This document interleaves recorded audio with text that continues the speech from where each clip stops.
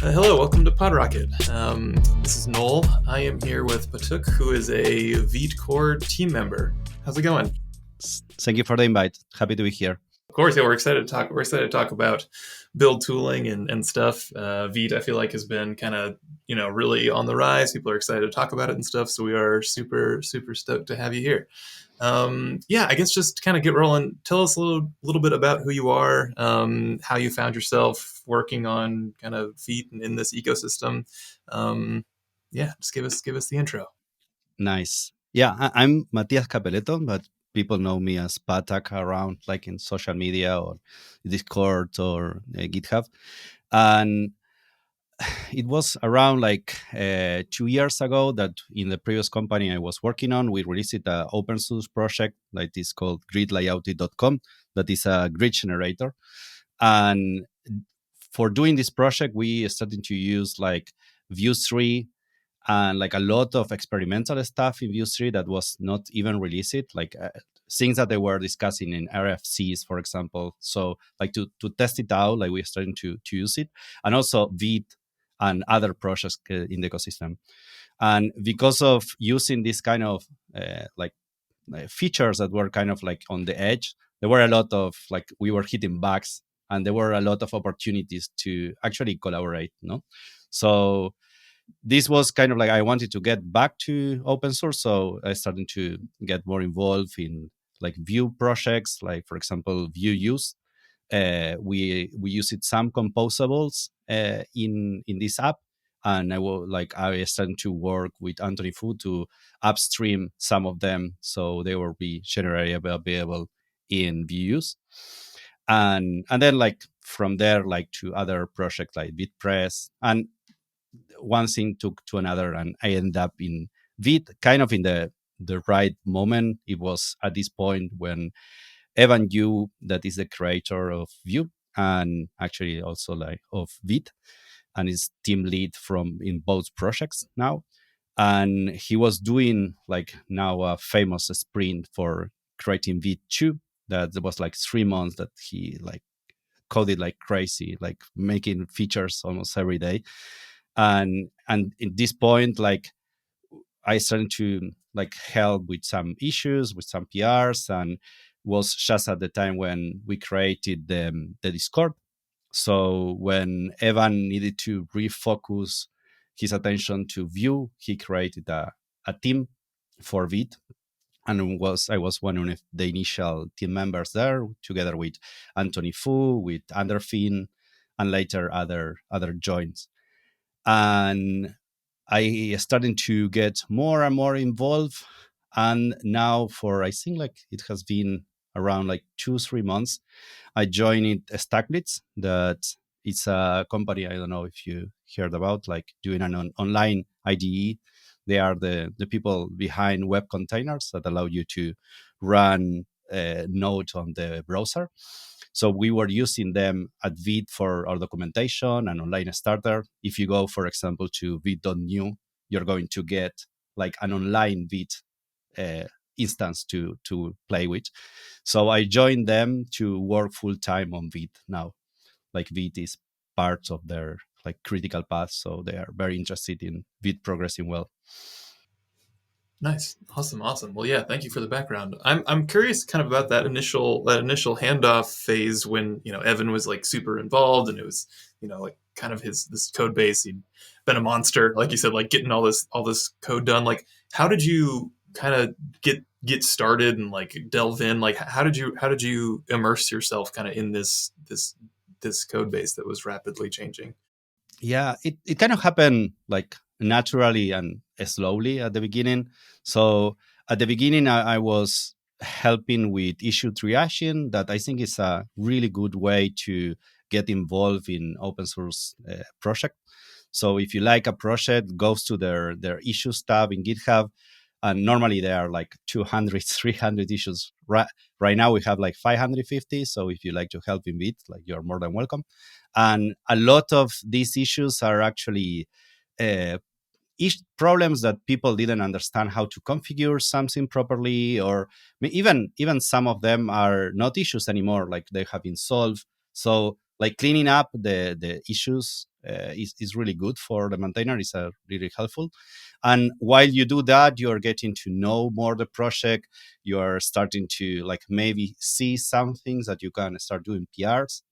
And so I started to do that. And also like I'm really interested in the community side and like the ecosystem side. So when Discord was created, I kind of like uh, together with other people in the community starting to push for like a healthy community to try to like I don't know, like trying not to get questions that were unanswered, like trying to help people around and like trying to, I don't know, like try to make a good place for collaboration. So that also is a is a very good way to learn more, no? Because you get to like delve in the documentation and learn about config problems.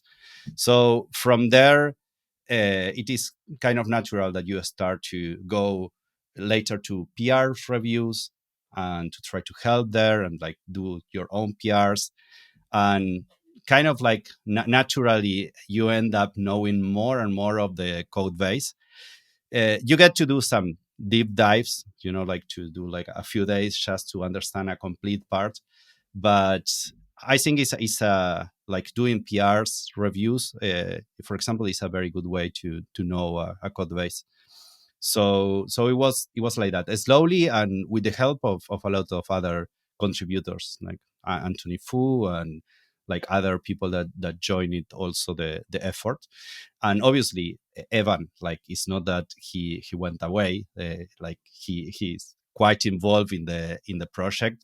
And for example, like one thing that we do is that we have every 2 weeks a team meeting where all the team members like get together and we discuss about new features.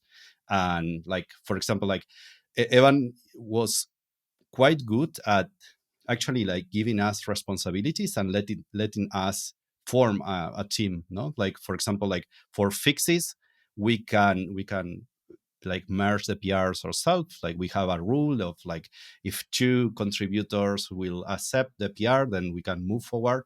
But for features, the idea is that we are only accepting new config options or new features in these team meetings where we can discuss between like all of us, and Evan is also present there to guide. So that more or less like we kind of like slowly going more and more into the code base. Nice. Yeah, I think you kind of answered my next couple of questions there, and that I was curious, like if it was intimidating, like trying to get some code out and like putting those first few PRs up in front of Evan, and if I guess how that went when like again it'd been this code base he'd worked on for so long. But it sounds like it was a pretty positive experience for you. Yeah, I think again like it helps a lot that like with a project as big as Vite, and that now like with actually like when this happened it was not used as much as it is today. Like it really grow massively, like I almost like 10x in usage. So like more and more is getting more like challenging to, let's say, like to put changes out. But at the same time we have more collaborators, we have the ecosystem working with us, we have like maintainers of other projects that are doing the PRs and also working on reviews, and we have like a whole infrastructure that we can talk later about how we test things like that wasn't there before. So I think like that helps a lot, that this idea, for example, that normally we don't merge anything without like two people looking at it. So it's really interesting. Like I have been learning like so much from other contributors and collaborators during this time. Nice, awesome. Yeah, yeah. A point you brought up before too about like triaging a project in and of itself is a lot of work, but also a good way to know a project. And I think that's probably something, especially on these projects that have like a lot of public visibility and a lot of an inherent uptick in users really quickly. Like I'd imagine there's a lot of open source contributors out there who have a project and they're like, man, I'm spending a lot of cycles just triaging issues. So I guess yeah, that's just to say that like I think that's very good advice to like jump in, and even if like you don't know, aren't super familiar with a project, like go in and just like start trying to clean up the long backlog of issues that people are making. Yeah, and I can put an example there. Like you don't have to be like this guy that I will tell you, but like he's now a Vite team core team member. His name is Blue, and like around like 1 month and a half ago, he he actually saw a tweet with about Adam, that is like the maintainer of Tailwind. So they were like saying like we got to like sub 100 issues, and at that point in Vite, there was like 770 issues open.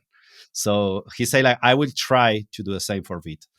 And like maybe not to so 100, but he started that process, and I think he spent it like, I don't know if like 3 hours per day in 1 month, but like he got us now to, together with others like that join it. Also, like this is contagious, no? You start doing this, and other people will follow. So now the project is around like 550. So like it's amazing, like 220 issues closed in this past month. So Yeah, like it's yeah, a lot better now. yeah. And I mean, because it can be a lot of work. Just like go that initial investigation work on issues, a lot of time is a lot. Like it can be super intensive. Um, yeah, for sure. Cool. So yeah, you said the project is growing like crazy. You said like 10x growth in the past like year, few months. What does that look like? I think it's 1 year now. I was watching the graph. It's interesting to see the stats, and yeah, like it, it is really interesting because it grow together with a huge ecosystem of project that are starting to adopt Vite. How I see it right now is like in the future, probably most of the users of Vite will not use Vite directly, like, but they will consume it through some other projects. Like, for example, Svelkit is based on Vite. Like, Nax now just released the RC, the first release candidate for V3, and the default is Vite. So if you go to other projects like Solid, for example, they are working on Solid Start, that is like an equivalent to Svelkit, and it's also based on Vite. Marco is using Vite. Quick is using Vite, and so on. Like, so, I think like most people will use it in this way, and this is how the project was growing. Also, like Svelkit at the beginning was based on Snowpack, that we were kind of like 1 year ago. Let's say there were like several tools that were like Vite, that we they were actually like collaborating even together. Like the maintainers know each other, and like they were exchanging ideas. And at that point was not clear which one was going to end up being adopted. But for example, like Spellkit was using a Snowpack, and at one point it changed to Vite. And so when that kind of thing happened, it's not like let's, I don't know, like some extra user join. It's like the whole Svelte community now is using this. And Vue, obviously, like Evan Yu was like a created Vite, so it was normal that the Vue ecosystem was going to embrace Vite. Also, like a lot of Vue core team members are part of the effort. Yeah. I want to talk about kind of Vue and Vite relationship maybe a little bit later on here. But yeah. First, I'm curious, kind of as you guys have seen this growth. I mean, it makes sense that it's the tools that are like really driving these numbers up. Do you think it's the case that most devs are not even really thinking about like, or weren't really thinking about their Webpack config before that? Like it was just kind of, like another part of the tool they pulled off the shelf, and it wasn't a huge consideration of theirs personally. Uh, like I see, like most developer have fight against like these webpack configs, but because it really takes a lot of work to configure, like each ecosystem, like each framework, actually, like what happened is that they end up saying like, look, we have to do something for our users. We cannot let every project do this themselves. So first you have, like, for example, create React app, but at one point, like, that was, let's say, like, it was difficult to maintain because, like, it was a lot of work. And actually the React team kind of pushed that to others. So for example, Next.js, if you see what Next.js is doing, like behind the scenes, there is like a lot of Webpack configuration, no? So like most users will use like Next, and that will kind of like give Webpack in a nice package way, that like with good conventions. And like you will have to maybe use some like Webpack configuration, but not, let's say, not for everything. And the same will go to Vue CLI, for example. That was like Vue way to do the same. And maybe like I think like Zapper was from a Svelte side, that they were like using Webpack there. So I think like again, like a lot of users end up consuming Webpack in that way, let's say. And it's the same idea. Like Vite actually like takes you a lot farther away because it's like more high level. Like Evan you likes to say, like, Webpack was like, it was very good that Webpack was there to explore all the conventions, because at the beginning it was not clear how people will use certain things, how we will start like consume CSS and other like tooling.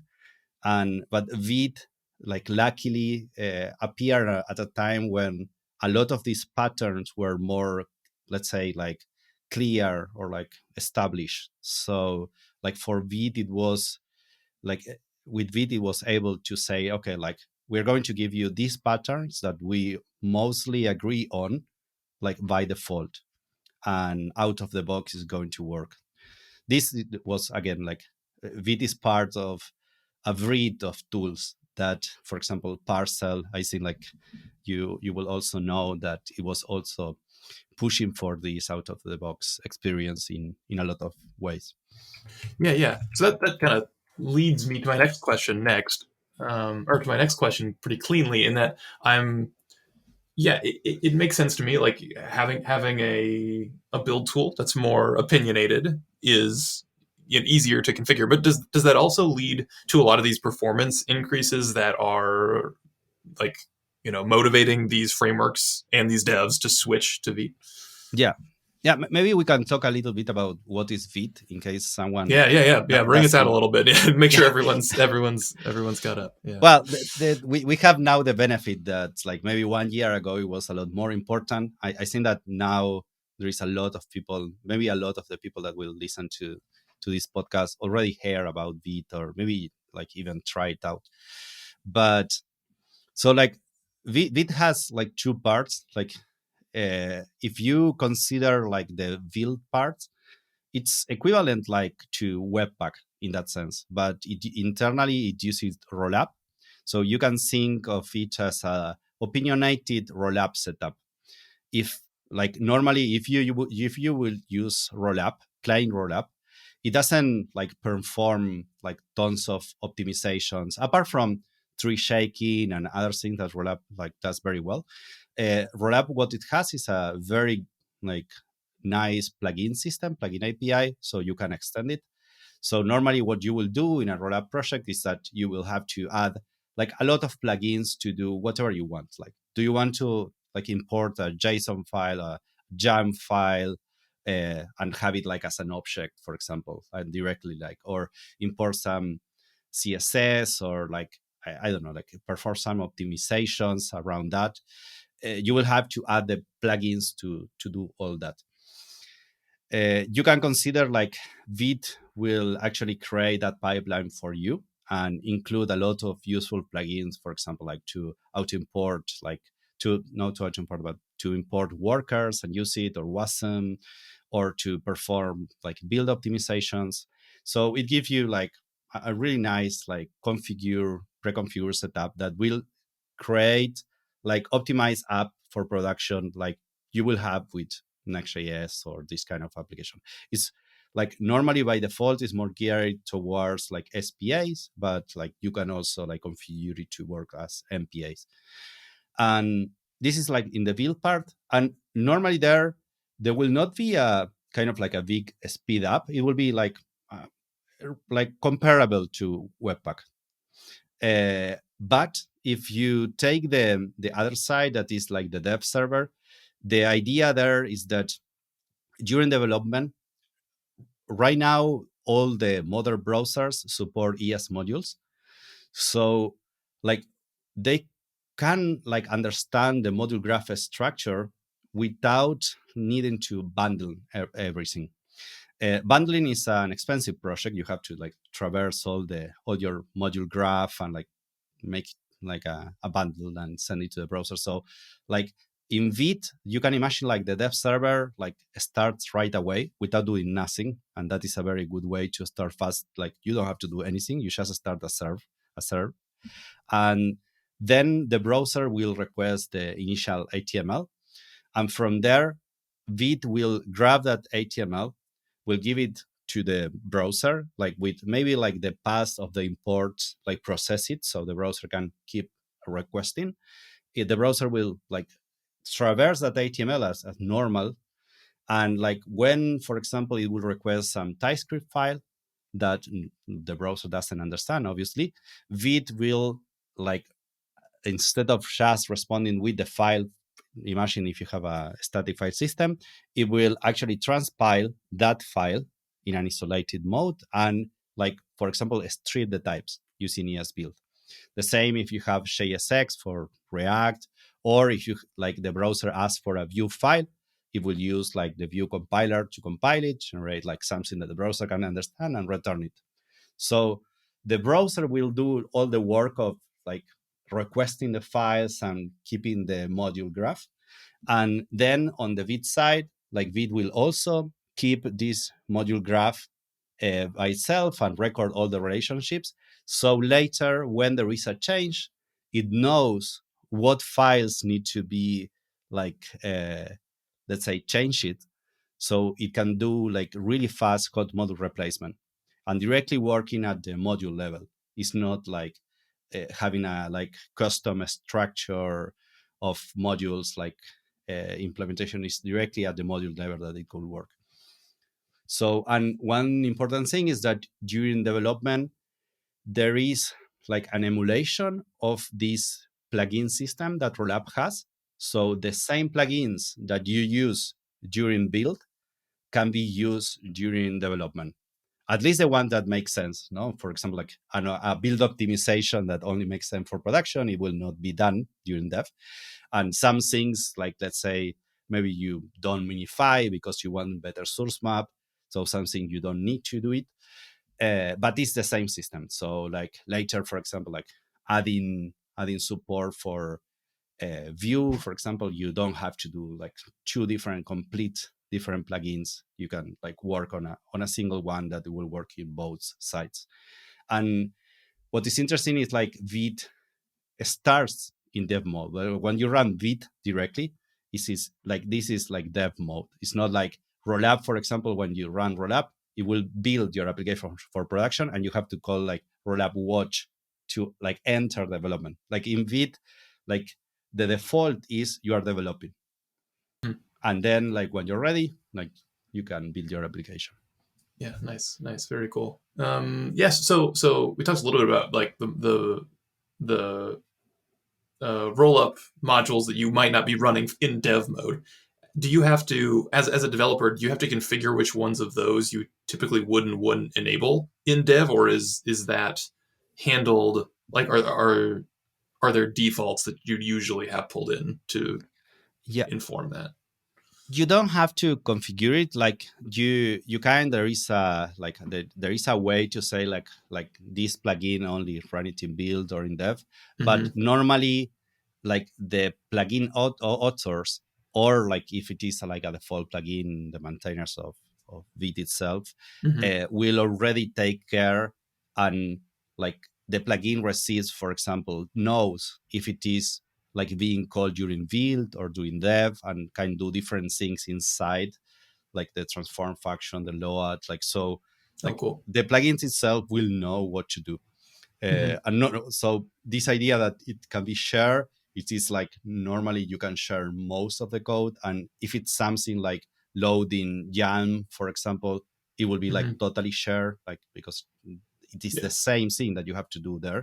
Hmm. But if in some cases there are some branches that you have to say, okay, like if I am in dev, I will do this, mainly because of, for example, like in dev, we really care about being extremely fast, Hmm. because we want like that like fast feedback loop. That is one of Right. the most important things in Vite, that you can play with, I don't know, like imagine like selecting a color, and Yeah. like if you have autosave on in VS Code, you can select a color with a slider, and you can Hmm. see the change in real time, like if you will be using a dev tool. So like for achieving that, maybe you have to take some shortcuts, and then when you go to production, you don't care that much about time as generating like the best like Yeah. bundle that you can, so can be like as performant as you can, because later it's going to be consumed by a lot of people. Yeah. Yeah. Performance optimization versus like feedback optimization Yeah, is, yeah, yeah, and is key. sometimes they are at odds, so like Right. Right. Right. it's better like that you can like optimize separately for them. Nice. So is that layer? I guess let's go back to my question. Is that layer where you have like roll up components that are or are not running in dev mode, and you said like there's configuration that can be baked in by the authors. Is that a roll up feature or is that a Vite feature? uh you mean like plugins that are like out of the box supported by Vite? Yeah, no, I Uh, mean more that like the differences in behavior between dev and production mode. Like like run this in dev versus only run it yeah, in that is production. a Vite feature, because rollup Hmm. is only about like bundling. It's a bundler, Right. like Gotcha. so we only use rollup during uh, when you call Vite build, when you are Hmm. building for production. If Gotcha. you're running like Vite like regular, like, or Vite dev, Hmm. that will not like include any rollup code at all. Gotcha. So Gotcha. so that distinction is already something that is part of the config of Vite. Like normally, like one interesting thing there is that before Vite, there were like several projects that you will have, like project like Rollup, that were like the bundling for production, and you will have some like the web dev server, for example, and other like Snowpack also like focus it a bit more on the dev side. So you will have these dev servers, but then like when you had to configure it for production, it is like it was hard to make it work in the same way. Like so one of the keys of Vite success was actually something that appeared in the Preact ecosystem, like this project called WMR, developed it there, created this idea of the universal plugin system that I told before about, like you share the same plugin pipeline both in build and in dev. So this idea that you can like you have the dev server, but at the same time the build part is taken care of in like with a lot of care also in Vite. It's not like Vite give you the dev server, and then when you have to go to build, you need to configure a lot of things. Like it is Vite cares about like both things. Gotcha. Nice. Nice. Very cool. What are kind of the other what are the other tools that devs are reaching for that are like other devs moving away from Webpack that are you guys kind of view as competitors or kind of peers that are in the same space? Yeah. So like WMR, as I told before, like this is from the Preact ecosystem, and like it's similar in a scope. I think like outside of Preact, it didn't like have a lot of usage, but there were a lot of like very good ideas, and they are still working on it. Snowpack also, like as I said, like there were a lot of like cross like pollination there, like a lot of very good discussion about how to do hot mode reload, and like uh, Snowpack developers, like the team had a lot of experience also like in how to handle dependencies, for example. And now that project in particular the team that was doing it ended up creating Astro, that maybe you heard about. So it's really interesting, like using island architecture, like and framework agnostic. Like it's if you want to do a blog, for example, or like a website with that has a lot of static content, it's a really good tool to reach. And they actually did that initially with the Snowpack, but with time they realized it that there was a lot of, let's say, like it will take a lot of effort to maintain Snowpack and Vite. And at that point, Vite has taken off. So they decided to migrate from Snowpack to Vite. So Astro is using Vite now. And actually now Snowpack is no longer being maintained. And they are recommending their users to use Vite. And it's interesting because it's not like everything that they learned there. Now they are also, as part of developing Astro, they are hitting issues with Vite and they are helping Vite. They are making PRs. So like we are like quite lucky that the Astro team is also helping push Vite forward.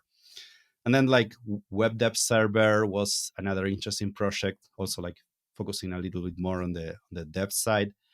Parcel it's also like they released it, I think like Parcel 2.5 last week maybe.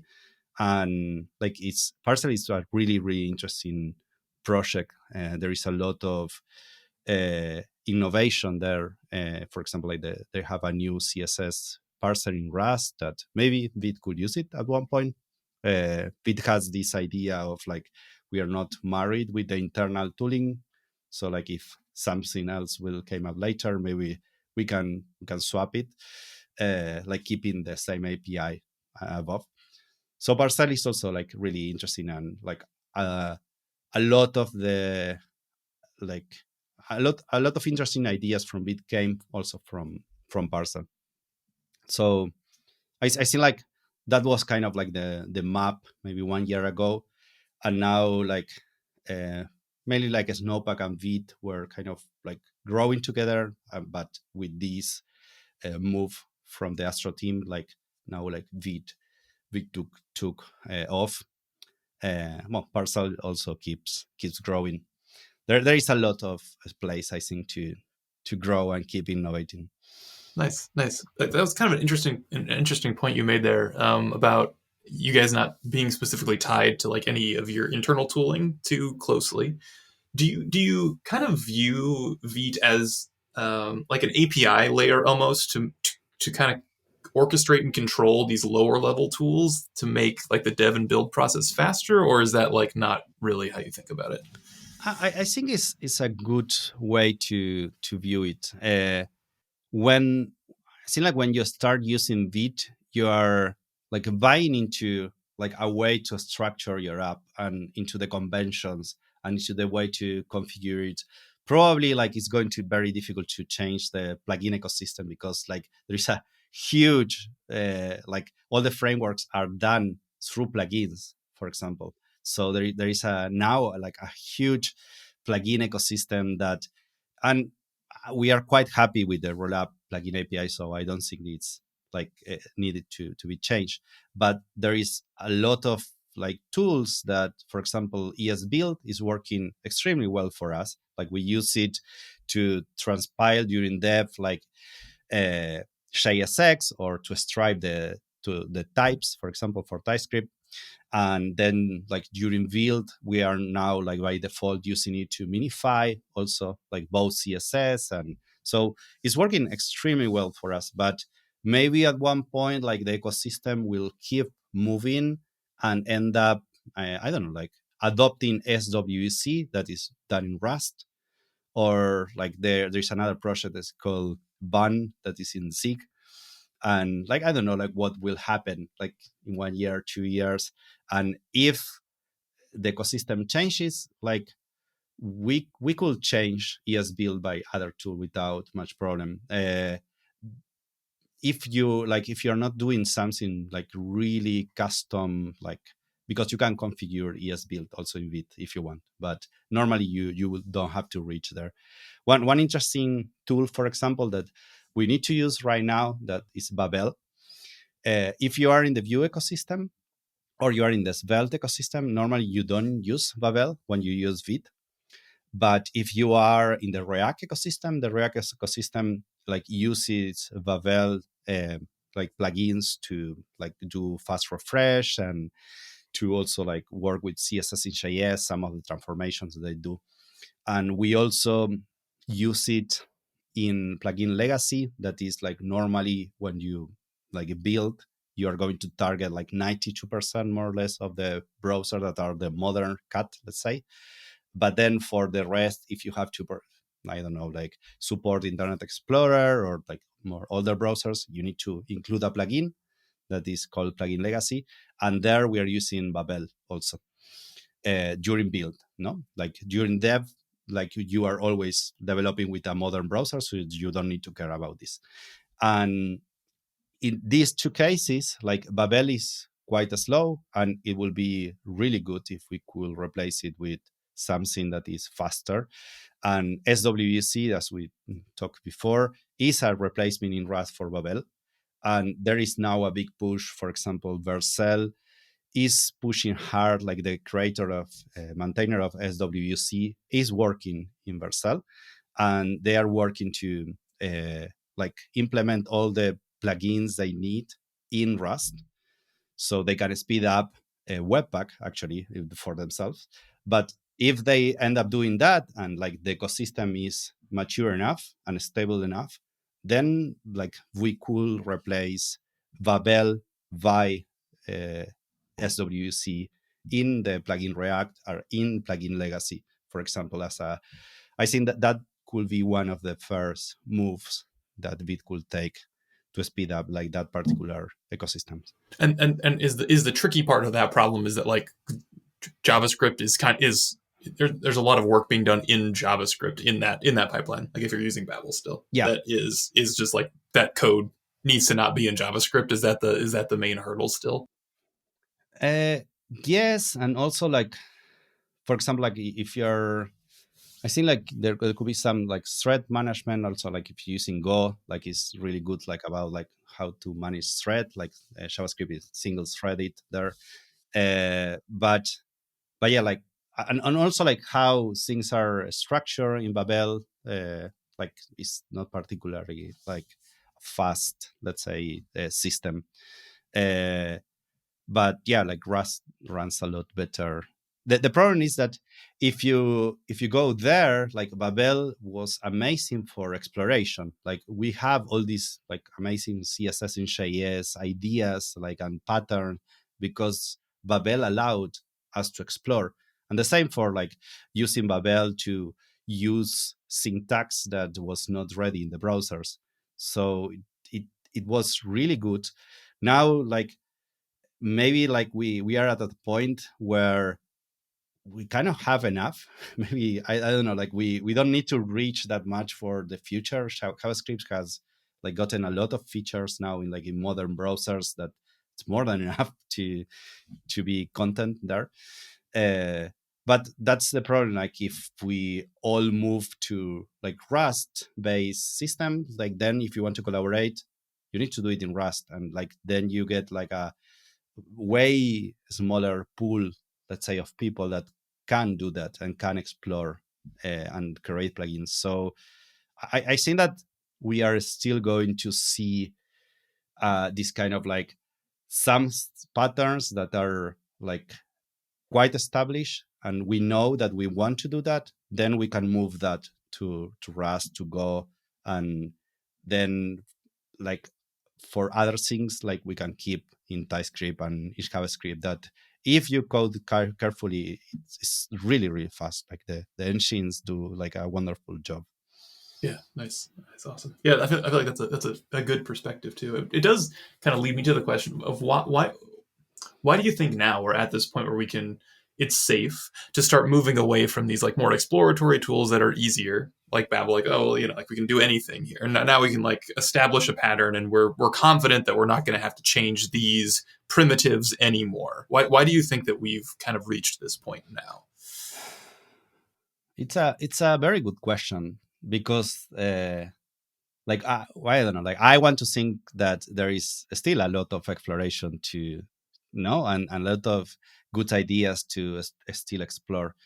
But the like there are certain patterns that say that it's kind of like we explore, and like we know now that we want to import css in a certain way, we want to like certain syntax, it's kind of like established. And I don't know, it makes like in the same way like that you have like all these maybe Babel exploration and you can do whatever you want, but at the end of the day, at one point, all that exploration leads to the standard saying, okay, like this is the way, like, and this is what the browsers implement. And maybe it's not like, let's say, like your favorite, but with time you end up saying, okay, like I will use it and I will like stop like using my custom thing, let's say, because like the browsers do it and it's faster, because it's easier to collaborate, because we all use the same. So if you go to another project, it will be the same syntax. So I think it like there is a nice dance there where like it's good to explore, but at some point like we have to come together and say like, okay, like let's keep exploring these other parts, but like this we kind of explored enough, and let's use this like all of us. Right. Yes. So would you say that it's fair to say then that the browsers were really what kind of incepted this, like solidification of standards? That in that, like, again, a lot of the success and the speed gains that we're saying here, it's like, well, the browser can just do this now. Like Vite's success in and of itself was us saying, like, the browser, or you guys saying the browser can do this now. Like, is Yeah, that fair to say? yeah. I think like, for example, like vid without es modules, it's not possible. Like, Right. so Yeah. the idea that like once the browsers reach it a certain level, when es module were there available, like Hmm. that enabled this next, let's say, stage of Yeah. exploration. That again was like a lot of exploration. And if you see Vite v1, that was like the first year of Vite. Then when it was Vite v2, like it was like a complete rewrite. So Mm. there was a lot of exploration even inside this new wave of tools. And Gotcha. still like we have like things that are going to change, and we need to like even like, for example, like one thing that we are now doing in Vite is that we use suffixes. Like if you want Hmm. to like import a worker, you will say like question mark worker at the end, or like question Mm. mark URL if you want to like get the URL instead of like the resource, or like Gotcha. question mark raw, for Hmm. example. And it's not ideal because like the pages sometimes like use suffixes for other things, and like they Hmm. will collide, and like Right. Right. it's not the best. And also it's not a standard. Like there are other tools, for example wmr was, instead of using, for example, it will say like raw colon and then like a Yeah. worker colon and this. Hmm. So it is not, let's decide it what is going to be like, how do you say like, when I import this thing, Yeah. I want you to interpret as something else. Right. This is And what I mean. Right. Like if I'm doing this. Yeah. Yeah. Yeah. yeah, I want to import this, but as raw, as text, for example, or I want to Yeah. import this Yeah. as an URL, or I Hmm. want to like import it like as a worker. And it's Right. different how you have to compile it and what Hmm. you need to do. And so like there are certain like proposals, for example, like import assertions is one proposal, but that one, it doesn't let you change how you import something. It just asserts that what you are importing is really that. For example, like if you import like a .json, you assert that the type is JSON, but is you cannot say like import JSON and like assert as something else. That is that is a clear assert, and the standards say that you cannot do. But then there is another proposal that you are going to be able to say like import something as, and then like add like, for example, something else. They need this for WASM, but it's a stage one proposal right now, for example, and it could change completely. And so still like in Vite we have this like we should align with the standards, but at the same time the standard is not yet there. So Vite has to like fill the gaps and try to do it in a way that later like we are going to be able to move to the standard way once it is done. And like at one point maybe we need to introduce like in some major some breaking changes, and hopefully it's something that could be like maybe automated with a code mode or something, so user will not have to like suffer from the change. Right, right. Some flag, or yeah, something to yeah, to instruct. Awesome, cool. Yeah, let's spend a little bit of time talking about other projects here. I wanted to talk about like the Vue ecosystem at large and how it interacts with Vite. Maybe a good first question is, can you talk about VitePress a little bit? Why it's cool? Yeah, so there was this project that there is still like it's called ViewPress, and it was like what a static generator can look with using like a Vue, no? Like so, all the documentation from the Vue ecosystem was using ViewPress before, and they started to work in ViewPress 2 at one point, and that effort actually like went really far. Like they cleaned up a lot of things, and they even like abstracted the build tool, so you could use Vite even with ViewPress v2. But at the same point that this effort of ViewPress 2 was ongoing, Evan started to work on like a new tool that's called VitePress, and kind of like dog fooding Vite itself, and also like using it for the documentation of Vite. And the idea was like now that we have Vite and we have this new plugin system, like what should we change? Like if we have to start over, like if we don't have like ViewPress there and we have to move the user, like what is the best, let's say, SSG using Vue that we can have?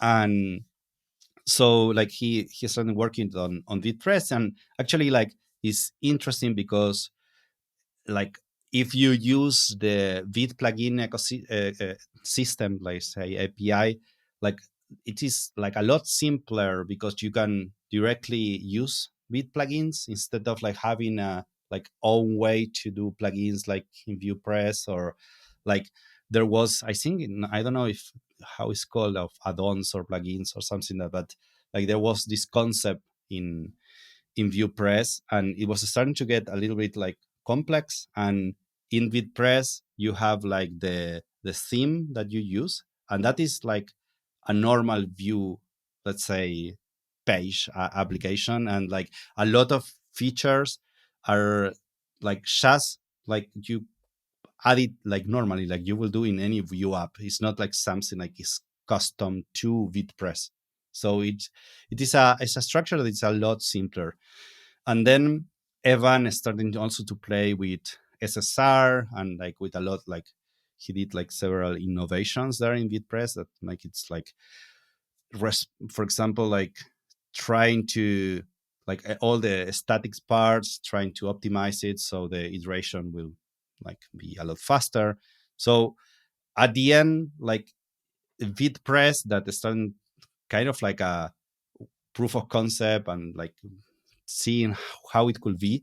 Nowadays, it is kind of like ViewPress 3, let's say. It is there is an open issue right now where they are discussing if they are going to call it ViewPress 3 or they are going to keep the VitePress name.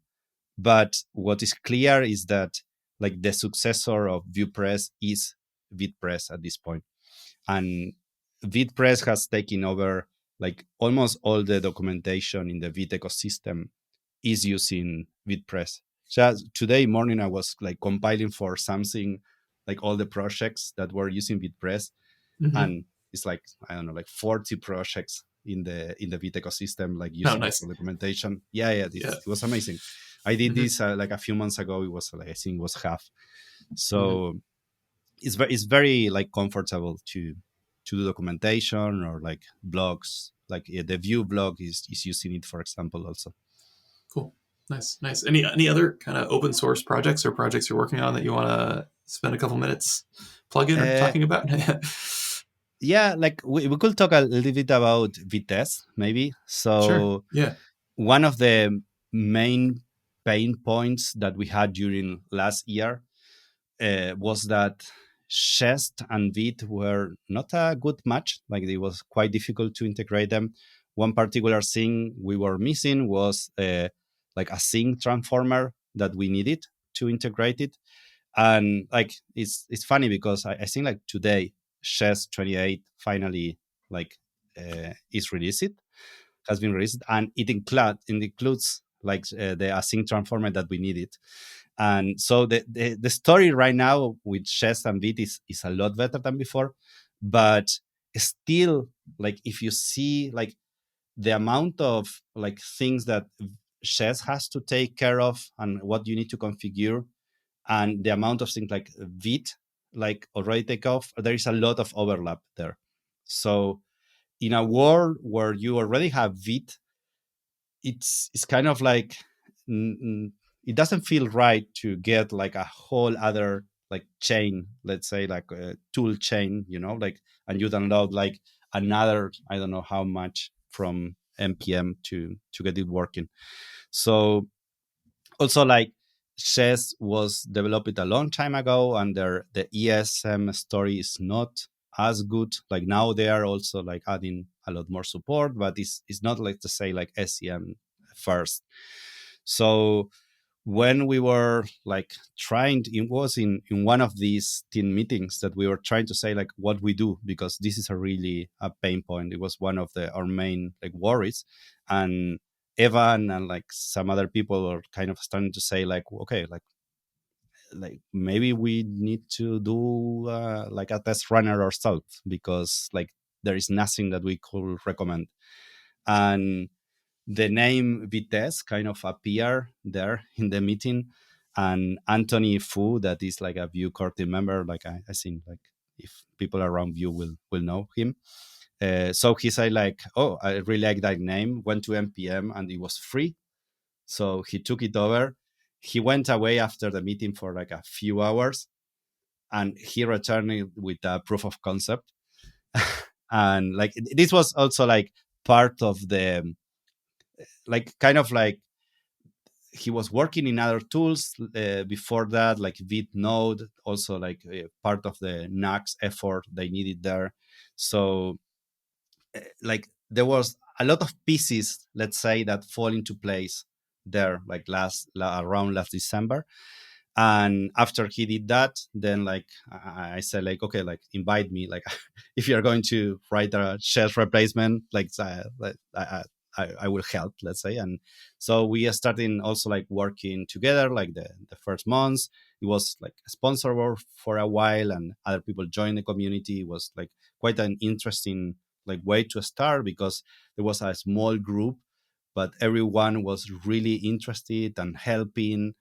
But we could do like changes very quickly because everybody was like knowing that it's kind of like not end users, so these initial months there were like a lot of like rapid development, and then it was like open source.